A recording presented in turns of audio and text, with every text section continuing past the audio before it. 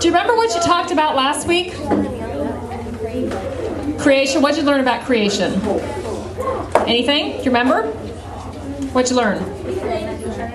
Trinity. Okay. What else? You were going to say the Trinity also? What else? Unique things about our God. Unique things about our God. Did you read that, or did you just remember that? Excellent. Okay. One of the things about we're going to talk about today is kind of the condition of being people and being human. And if you think about, of all the things in all of creation, we are the only parts of creation that don't do what we were created to do. Do you believe that? Yes. I mean, a squirrel will be fully a squirrel and do everything a squirrel was created to do. A flower will grow like a flower and be everything a flower was created to be. But we as people have a condition that keeps us from being everything God created us to be.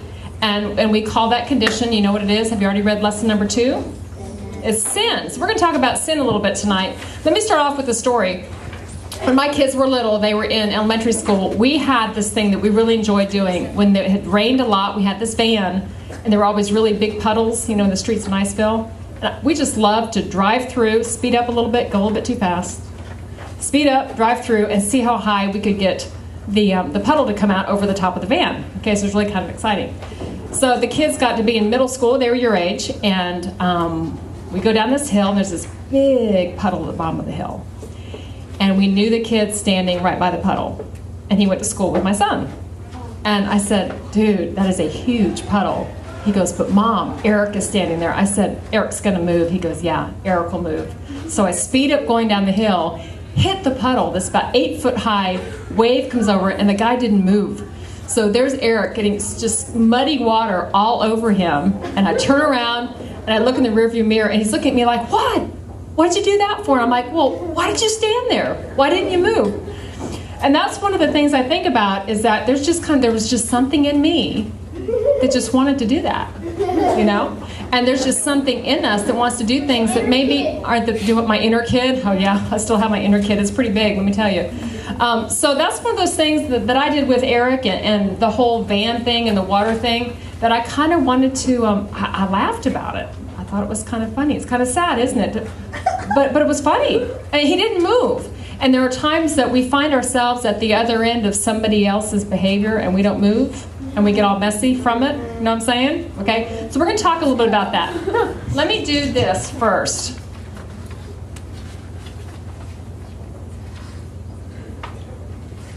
Okay, can you tell me what that spells? Is a sin spelled backwards? Sin is something that happens that turns your whole life backwards. But all these things stand for something. Do what? Sin spelled upside down. But sin spelled upside down. It does look like that, doesn't it? N stands for not believing. And when we say not believing, one of the things about what God tells us is that we are a people of value, that you were created in His image, that He has very, very special plans for you. And sometimes the way that you are raised or the things that you experience in your life make you think that this can't be possible or true for even you. So when we don't believe the truth that is said about us as God's creations, that is actually a sense of a sin, okay? This one here is idolatry. Anybody know what idolatry is? I know what a Dollar Tree is. What is it? Oh, a dollar. A Dollar Tree? That's where I go to the store and I get all those things for just, how much is it in the dollar store? A Dollar Tree? I love it. That's great. Worshiping somebody else but God. Worshiping somebody else but God, and not just somebody else, but what else? Images. Worshiping idols. Idols? Okay. If anything gets more of you than God gets, you've made it an idol. Okay? It could be our appearance. It could be our sporting activities. It could be all kinds of things. But what is in the middle of the word sin? I. Me, myself, and I. We're a pretty self-centered lot, aren't we? That's what the S stands for, is self-centered. So when you look at all of these things, self-centered. When you look at all of those things, the 3 areas and categories of sin, one is not believing the truth about yourself or somebody else. Another one is putting anything above God, the idolatry, and the other part is self-centeredness. And we talk about being self-centered a lot. Now, one of the words that we use, the Greek word that we use for sin, is actually an archery term. Anybody know what archery is? You know, have you done that yet? Okay, the bows and arrows? Okay. And what the word, listen up, shh, what the word means. What the word means is to hit the mark. And if you don't, sin means that you miss the mark. Okay? So if you're aiming at something other than God, what are you going to hit? Hit that mark and not the... Anything other than God, right? No matter what. So when you sin, you're actually missing the mark. We're not going to what God wanted for us or what God aimed for us. Does that make sense to you? Okay? Who sins? Everybody. Everybody does. Sometimes we have to sin pretty bravely. Okay, listen up. Let me give you another story. How many of you have... let's do it this way. In your picture, in your book, you have a picture of a bacteria on the left-hand side.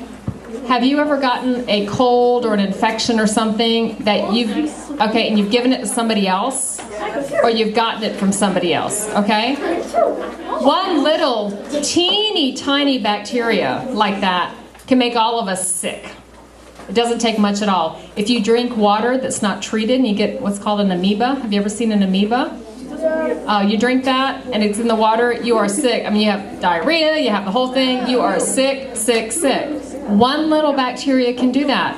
So we have one little thing, but it affects us, and then we feel bad. We get dehydrated, we have a fever, we have cramps, you have to go to the bathroom, you have to throw up, all those kind of things. So something caused it, but what we look at is how it shows up. You with me? Okay?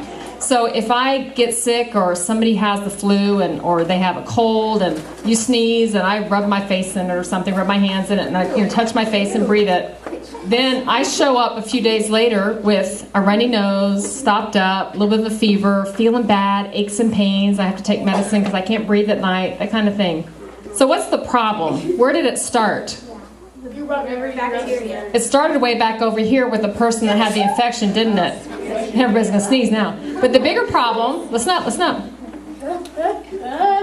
If I'm not careful, all I'll focus on is what I was feeling because of all that bacteria. Okay? But the bigger problem is where it started over here. Okay? I remember when I was in kindergarten and we would stand in line at the water fountain. I had long hair, about down to here back then. And I was standing there, and the kid behind me was like, "Oh, it feels so good." And I'm like, "Oh," I wasn't thinking much about it. And then all of a sudden, you know, and in my hair and on the back of my shirt. You'll remember this, I want you. Tyler said you guys love to talk about puking and such. That's what we're going to talk about. So this kid puked all over my back. It was disgusting. And it was in my hair. I mean, and he just had lunch. It was disgusting. I mean, you know what I'm saying? It's really bad.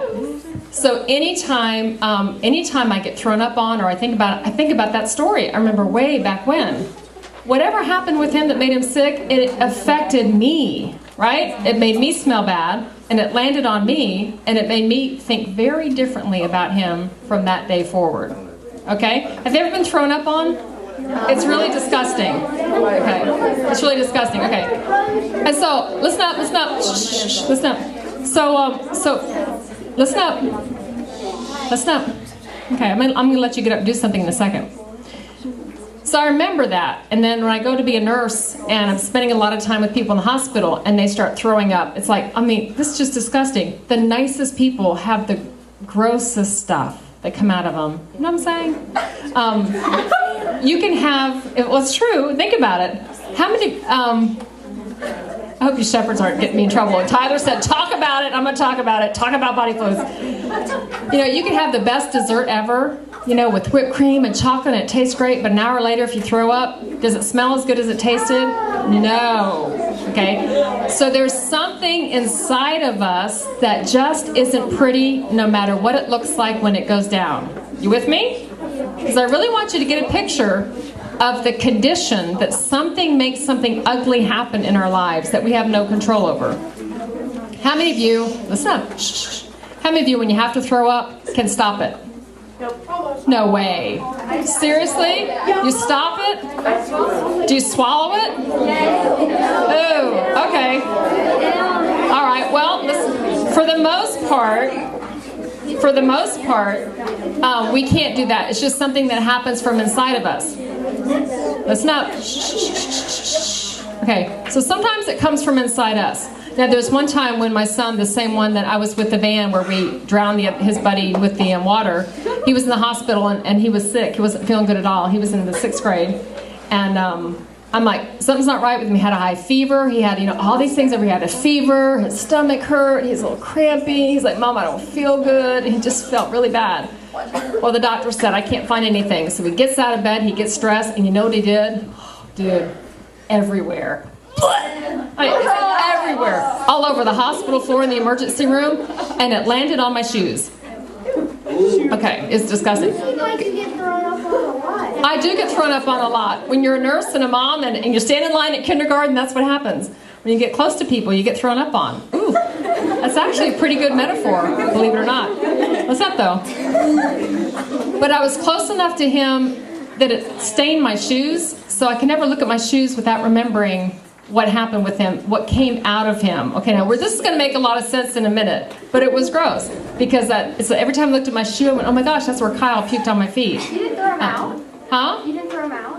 It was they're brand new shoes. Listen, when they're new shoes and you like them, but I didn't wear them after that. Huh? They were these brown, neat-looking shoes. They were neat-looking shoes. They're not neat-looking shoes anymore. This was a long time ago. Okay, so what I want you to understand is there's two things. There's kind of a condition inside of us that makes us do things that aren't pretty, that aren't what God wanted us to do, how He created us. But how it comes out is different for everybody. All right? Sometimes somebody gets sick and they throw up, they have a fever, something happens inside of them, and they show up over here with a fever or a cough or something. But when we all get sick, we look different. We just know we don't feel well. Are you talking about comparing the puking stuff to our personalities and stuff? Because I don't know about you, but have you played sports in your life? I have played sports in my life, yes. Yes, I have. Well, in sports, some people can get very competitive. Yes, they can. They're talking. Shut up. They're talking bad about the other team and stuff like that. And is that what you're saying? The nice people can become really mean? Sure, absolutely. And then it comes out to where you guys either lose and you're like, or you win. I'm sorry. It's how you respond and how you show up in any situation. Yes, okay? It's how you show up in sports, how you show up in school, how you show up in relationships, how you show up in front of a mirror. Okay, let's do a couple things here. When we're talking about self-centeredness,